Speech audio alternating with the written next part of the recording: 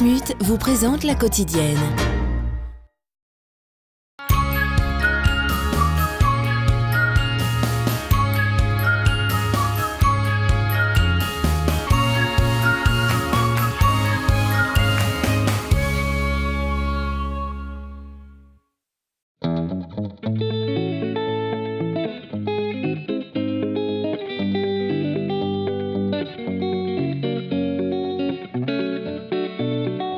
Bonjour à tous, bienvenue. Aujourd'hui nous sommes à Clères en Seine-Maritime pour la fête de la Jonquille qui célèbre l'arrivée du printemps.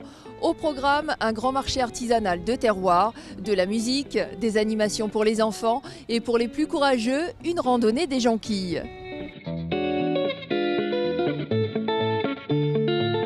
Corinne, pour commencer, est-ce que vous pouvez nous rappeler l'histoire de la fête de la Jonquille à Clères ?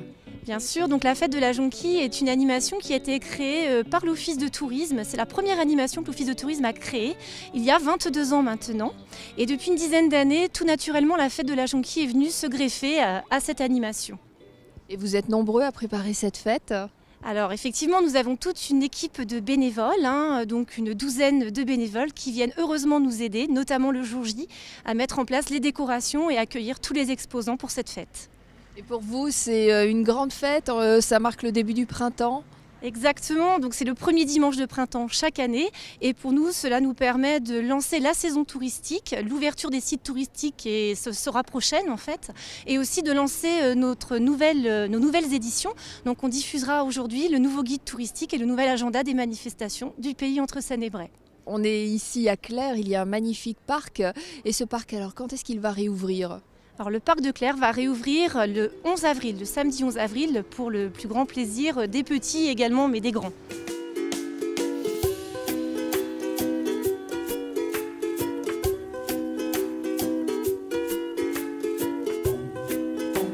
Florie, quelles animations sont proposées aujourd'hui pour la fête de la Jonquille à Clères ? Alors on attend toute la journée un grand marché du terroir et de producteurs locaux, donc une quarantaine d'exposants en fait, et donc ils seront installés sous les halles et également dans le centre-bourg du village. Alors c'est des producteurs vraiment locaux que vous avez sélectionnés, qui sont de la région, racontez-nous. Oui, pour la plupart, on a par exemple une personne qui vend du cresson qui vient de Clères, on a des producteurs qui viennent du Pays de Bray, vous pouvez acheter votre fromage ou vos produits locaux, produits fermiers. Nous avons également une personne qui fait de la confiture qui se trouve à 2 pas d'ici ou un chocolatier également qui se trouve dans un village à 2 pas de Clères. Alors ça donne vraiment envie. Il y aura aussi de la musique. Alors cet après-midi, à partir de 14h30, on accueille un groupe de musique, les Feeling Stompers, qui animeront du coup la fête sur un rythme jazzy. Et on aura également Christelle Maquillage, donc avec sa robe fleurie, qui viendra pour maquiller les petits et les grands gratuitement. Alors faut pas oublier, c'est quand même aujourd'hui la fête de la Jonquille. Alors vous pouvez peut-être nous dire quelques mots de cette fleur jolie, jaune et verte. Voilà, donc la Jonquille, elle fleurit dans les sous-bois un petit peu partout, surtout aux alentours de Clères. Donc ce qu'il faut surtout, c'est éviter si possible de l'accueillir, mais comme on sait que la tentation est grande, surtout laisser les bulbes et les feuilles pour permettre à cette jolie petite fleur printanière de refleurir l'année prochaine. Florie, pour les sportifs, il y a une grande randonnée aujourd'hui, c'est bien ça ? Tout à fait, une grande randonnée pédestre organisée par le club de randonnée clérois, le Godillot Clérois.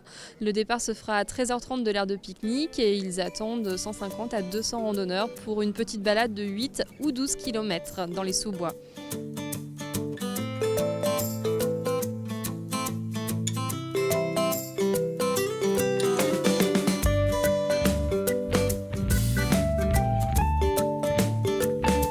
Bonjour, aujourd'hui c'est un peu la fête à la Jonquille, c'est ça ? Oui, Alors est-ce que vous pouvez me parler de la fleur ? donc c'est une plante à bulbe en fait et qui pousse un peu partout.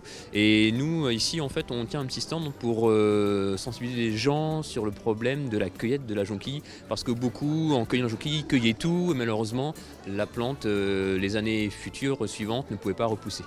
Donc là, avec un petit groupe d'enfants qui font partie du club, d'un club nature en fait, du parc de Clères, on explique un petit peu aux gens comment cueillir la jonquille en prenant que la fleur de préférence, en laissant les feuilles pour que le bulbe puisse reconstituer un petit peu ses réserves énergétiques pour pouvoir au printemps suivant repartir et donner à nouveau une nouvelle fleur. Alors quel jeu vous proposez, vous pouvez me dire? Alors les jeux qu'ont fait les enfants, donc il y a un petit memory, le memory classique sur les fleurs, reconnaissance des fleurs. Ensuite il y a reconnaissance des noms des plantes à bulbes. Alors on a par exemple l'ail des ours, c'est ça? Qu'est-ce qu'on a encore? Alors perce-neige, donc généralement c'est les premières à fleurir, crocus, tulipes. Après plus rarement nivéole et scie à deux feuilles. Les enfants ont fabriqué les jeux, alors sachant qu'au sein du club CPN, on fait d'abord eux-mêmes, il faut qu'ils reconnaissent eux-mêmes, donc on fait des petits ateliers, tout ça, et après ils créent les jeux. Parce que c'est le rôle du club CPN, c'est aussi de sensibiliser les gens à la nature, donc du coup les enfants sont aussi acteurs de ce qu'ils font. Oui, et c'est essentiel de protéger la nature. Et alors si on reconnaît deux fleurs identiques, est-ce que je vais avoir de la chance? Et non. Bon, faut quand même un petit peu s'entraîner. Et alors qu'est-ce que je gagne si je trouve deux fleurs identiques? Alors c'est pas les mêmes. En fait, si vous là, le but du jeu, c'est de découvrir les images. Et dès que l'enfant ou la grande personne trouve deux images identiques, elle les prend et elle marque en fait un point. Et donc le but du jeu, c'est de reconnaître le plus rapidement possible les différentes images du jeu. Voilà, et forcément de mémoriser toutes les fleurs. Le but, par l'intermédiaire de ce jeu, en fait, ça permet de reconnaître les plantes et d'acquérir une petite culture au niveau des plantes, comme ça, vis-à-vis des enfants.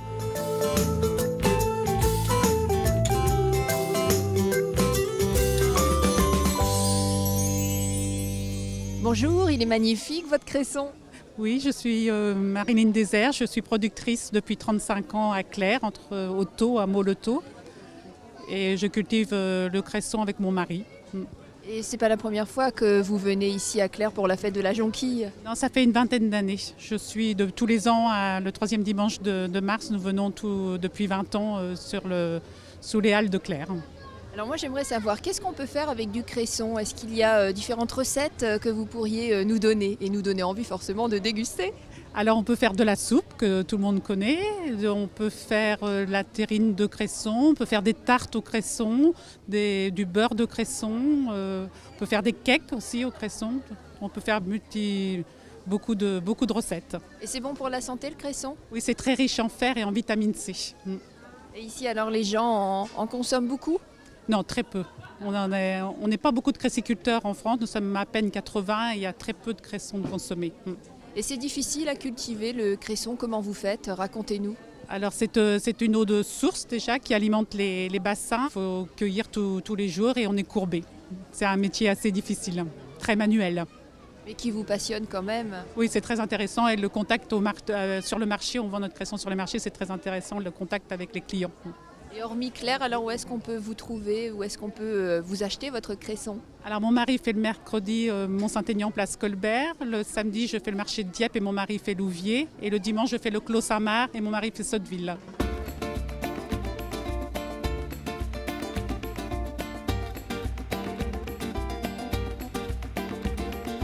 Bonjour. Bonjour. Les affaires marchent bien aujourd'hui? Bah oui, ça marche bien, c'est bien. Bon, à part le froid quand même qui nous glace un petit peu, mais sinon les gens sont là, ils sont sympathiques et tout, donc c'est très bien. Vous êtes apiculteur dans la région? Je suis apiculteur à Canteleu, oui, tout à fait. Donc ici c'est tout près, donc voilà, je suis là. Et c'est pas la première fois que vous faites la fête de la jonquille? Non, je pense que ça fait une dizaine de fois que je viens là, donc voilà, je suis un vieux.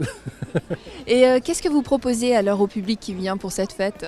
Alors du miel d'abord, du pain d'épices fabrication maison, des bonbons et tout ce qui est à côté, c'est-à-dire les produits à base de miel, de pain d'épices, enfin pas de pain d'épices mais de jet royal, de propolis, tout ce qui peut nous être utile pour notre santé.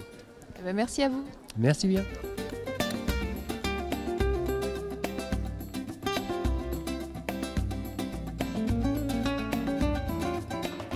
Bonjour, ils ont du succès vos chocolats? Ici, oui, on est local, on fabrique à 10 km d'ici. Où précisément? Alors à Saint-André-sur-Cailly, tout près de Quincampoix. Et vous êtes donc artisan chocolatier, vous fabriquez tout vous-même? Oui, exactement, oui. Tout ce qui est ici, on fabrique nous-mêmes. Et c'est souvent que vous venez à la fête de la jonquille? Tous les ans, oui, depuis, je dirais, presque une dizaine d'années maintenant. C'est comme un rendez-vous incontournable alors? Oui, c'est le rendez-vous du printemps, c'est généralement juste avant Pâques, donc ça tombe très bien pour les chocolats.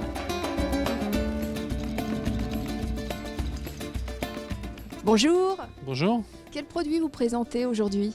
Tous les produits à base de canard, de foie gras et des dérivés, terrines, rillettes, confits et magrets. Et c'est vous alors qui les réalisez? C'est moi qui fabrique tout, oui. Et parlez-nous alors par exemple de votre rillette de canard aux pommes. Comment vous la faites? C'est de la viande de canard qui cuit tout doucement dans de la graisse de canard, évidemment. Et donc après je mélange des pommes. Alors ça donne envie. Est-ce que vous avez beaucoup de clients? Je pense que le temps est un petit peu frais et qu'il y a moins de monde que prévu, mais ça peut aller, oui. Et vous êtes installé où? À Iqueboeuf, dans l'ex-canton de Clermps.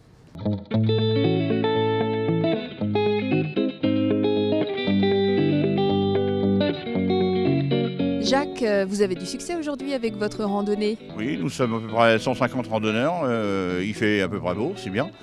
Alors il y a un peu de tout le département, on a un club du département de l'Eure qui s'est réuni à une vingtaine de personnes qui font partie de la Fédération française de rando.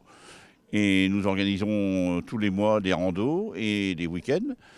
Et en plus, nous avons organisé en 2014 la journée départementale de la rando au niveau de la fédération, qui a réuni 1218 randonneurs à Clermps. Et nous envisageons en 2017 d'organiser la première rando régionale, puisque la Normandie va être réunifiée, au niveau des 5 départements. Alors aujourd'hui, c'est quoi le parcours? Le parcours, aujourd'hui, c'est le parcours de la Jonquille, qui est programmé sur le guide touristique de Clermps, qui fait 12 km. Et puis on a un petit raccourci pour les personnes qui font moins, on fait 8 km. Alors dites-moi votre secret, elles seront où aujourd'hui les jonquilles? Les jonquilles sont dans le bois qui monte au Mouchel, le bois du Mouchel.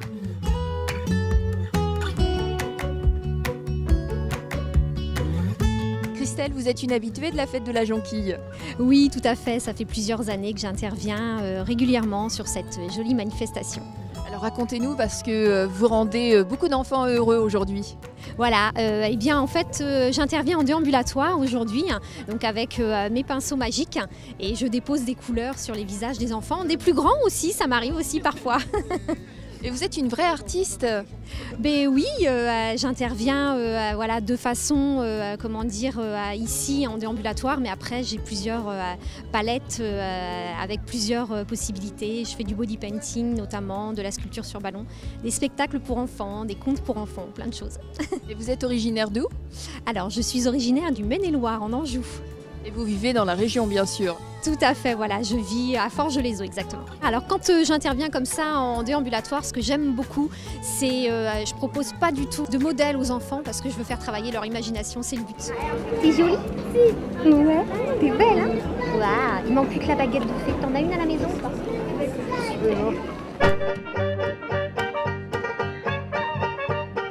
Bonjour, est-ce que vous pouvez me parler du style musical de votre groupe? Eh bien, c'est une formation qui date de 1984 et nous faisons des concerts un peu dans toute la Normandie, la France aussi.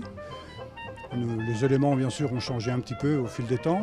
Là, aujourd'hui, vous ne trouvez que 4 musiciens, mais en principe, la formation, c'est 6 musiciens. Cette formation, elle est d'où? Vous venez d'où? Normandie, à Rouen. Et vous faites principalement des reprises ou des compositions?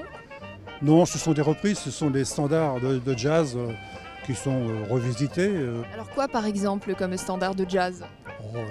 Tous les standards de Sidney Bechet, de Louis Armstrong, et aussi des standards chantés, puisque nous avons un chanteur qui fait du scat aussi.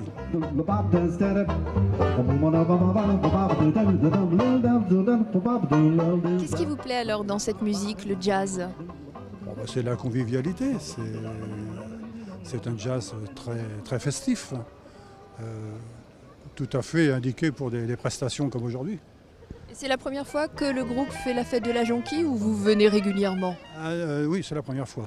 Et alors le public, il paraît convivial? Ah oui, tout à fait. oui, malgré le froid, oui. C'est la fin de cette émission, j'espère que ça vous a plu. Je vous invite vraiment à vous laisser charmer par ce petit village de Clermps, à ne pas manquer également la réouverture le 11 avril prochain du parc de Clermps, un parc de 13 hectares avec un château de style Renaissance où évoluent de nombreux mammifères et oiseaux. Je vous embrasse, à très vite sur LCN et maintenant place à la musique.